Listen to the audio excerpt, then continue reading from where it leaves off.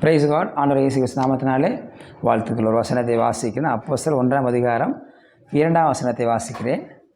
அப்பொழுது 12 சீஷர் கூட்டத்தை வரவழைத்து, நாங்கள் தேவ வசனத்தை போதியாமல் பந்தி விசாரணை செய்வது நல்லதல்ல, தகுதியல்ல என்று சொல்கிறார்கள்.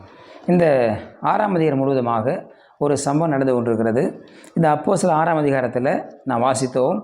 12 அந்த பிரச்சனையை பார்க்குறாங்க. அது என்ன பிரச்சனை சொன்னால், கிரேக்கர்களுடைய விதவைகள் சரியாக விசாரிக்கப்படவில்லை, சரியாக பந்தி விசாரிப்பு செய்யலை என்ற பிரச்சனை வருகிறது.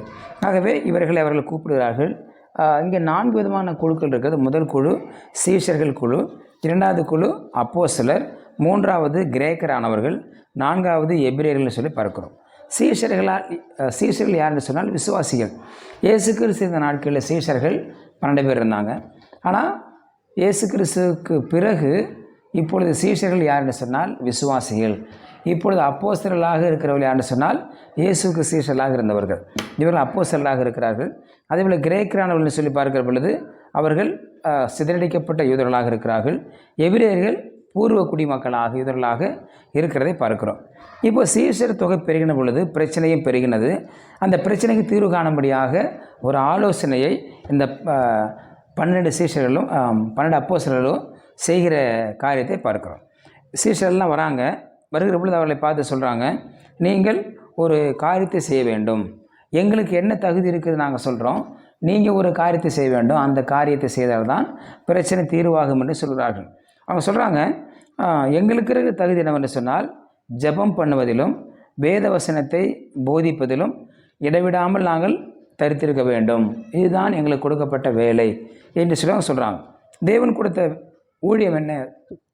ஜெபிப்பதும் ஊழியம் செய்வதும் வேத வசனத்தை போதிப்பதும் தான் எங்களுக்கு கொடுக்கப்பட்டிருக்கிற தகுதி என்று சொல்கிறார்கள்.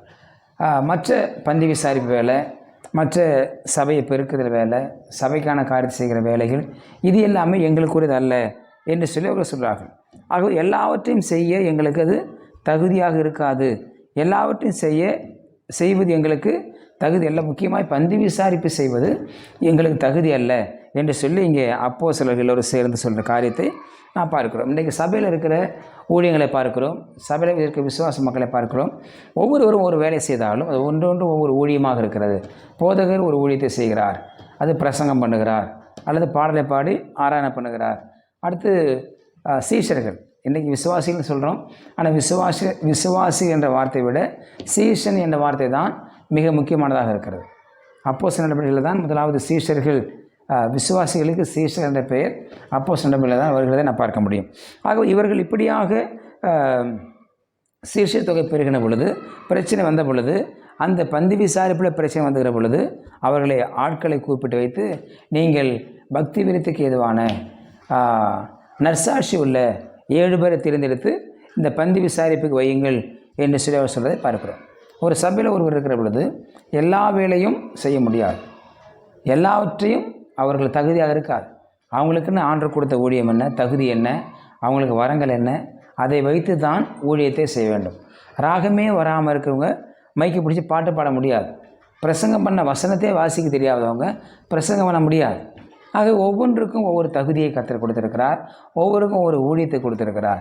ஆகவே ஒவ்வொன்றையும் சரியாக செய்வதற்கு ஆட்களை சபையில் ஏற்படுத்த வேண்டும். எல்லாருக்கும் தகுதிகள் இருக்குது, ஆனால் எல்லாருக்கும் ஒரே தகுதி கிடையாது, வேறு வேறு தகுதி இருக்கிறத பார்க்குறோம்.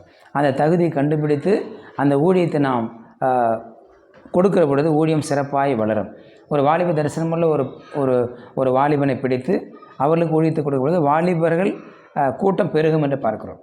அதில் பாடலை பாடுகளுக்கு அந்த ஊழியத்தை கொடுக்க வேண்டும், வரவேற்பு செய்கிறவர்களுக்கு அந்த ஊழியத்தை கொடுக்க வேண்டும்.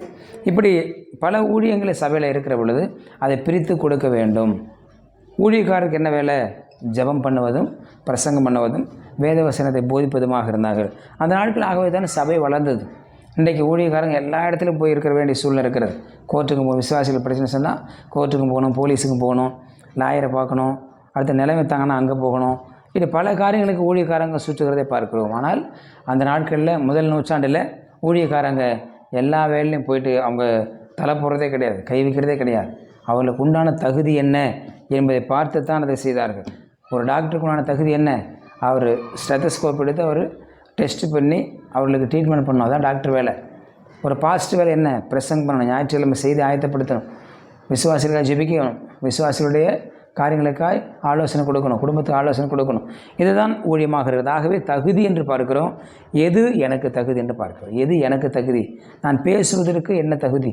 நான் எதை பேச வேண்டும் எனக்கு தகுதியானதா? நான் போடுற ஆடை எனக்கு தகுதியானதா? நான் பேசுகிற வார்த்தை எனக்கு தகுதியானதா? நான் ஃப்ரெண்ட்ஷிப் வச்சுருக்கிற ஃப்ரெண்டு எனக்கு தகுதியானவளா? நான் ஃப்ரெண்ட்ஷிப் வச்சுருக்கிற ஒரு சகோதரன் எனக்கு தகுதியானவனா? நான் எல்லாத்திலையும் இப்படி பேசலாமா, பேச முடியுமா?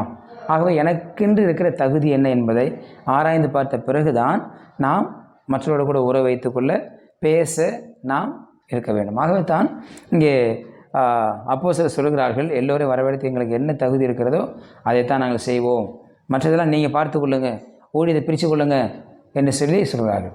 ஒரு பாஸ்டர் என்பவர் ஒரு ஒன்மேன் ஆர்மி கிடையாது, ஒன்மேன் ஷோ கிடையாது. எல்லோரும் இணைந்து செயல்படுவது தான் சபையாக இருக்கிறது.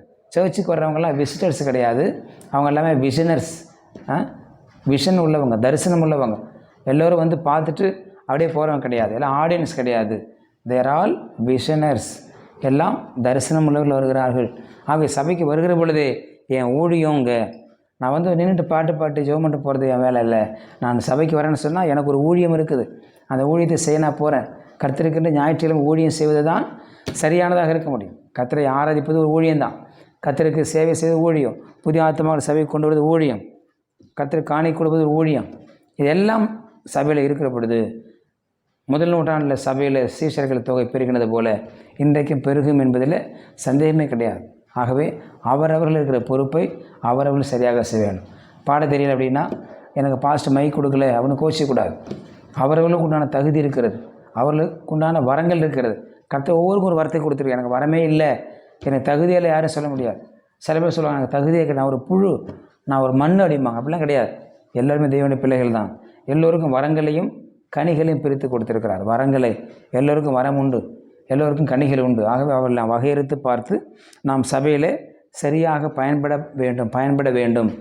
ஒரு உங்களுக்கு எந்த ஊழியம் இல்லை, இப்போ ஊழியக்காட்ட கேட்கலாம், பாஸ்டர்கிட்ட கேட்கலாம், ஐயா எனக்கு ஊழியம் கொடுங்க, நான் ஊழியம் செய்கிறேன், நான் சிறுவர் ஊழியம் செய்கிறேன் என்று சொல்லணும். அப்போஸ்தல நாட்களில் அப்போஸ்தலர்கள் சீஷர்களுக்கு அப்படித்தான் வேலையை கொடுத்தார்கள், அப்படி தான் ஊழியத்தை பிரிக்கிறார்கள், அப்படி தான் சபை வளர்ந்து என்று சொல்லி பார்க்கிறோம். ஆகவே கர்த்தருக்கென்று நமக்கு இருக்கிற தகுதி கொண்டு நாம் ஊழியம் செய்ய ஆயத்தமாகவும் அது நிமித்தம் கர்த்தர் நம்ம கண்டிப்பாக ஆசீர்வதிப்பார். அவர் ஒரு நாள் நம்மை விட்டுவிடவே மாட்டார். ஒரு சின்ன ஊழியம் கர்த்தருக்காக செய்தாலும் அதற்கேற்ற பிரதிபலனை பல மடங்கு திரும்ப கொடுக்குற தேவன் நம்முடைய ஆண்டவராக இருக்கு. ஆகவே கர்த்தருக்காக சில ஊழியங்களை செய்வோம். கர்த்தர் நம்மை ஆசீர்வதிப்பார். ரட்சிப்புகள் அப்பரிசுத்த நாளுக்கு சோதனம் பண்ணுகிறோம். எங்களுக்கு இருக்கிற தகுதியை நாங்கள் வகையறுத்து நாங்கள் ஊழியம் செய்ய கொடுக்கப்பட்ட ஆண்டவரே எங்களை தகுதி கிஃப்ட்டு ஆண்டவரே கனிகளை கொண்டு ஊழியம் செய்ய கர்த்தர் கிருபை செய்யும்படியாக ஜெபிக்கிறோம். உங்களுடைய கரத்தில் தாழ்த்து மேசு நாம ஜெபிக்க நல்ல பிதாவே. ஆமேன். You will be succeeded.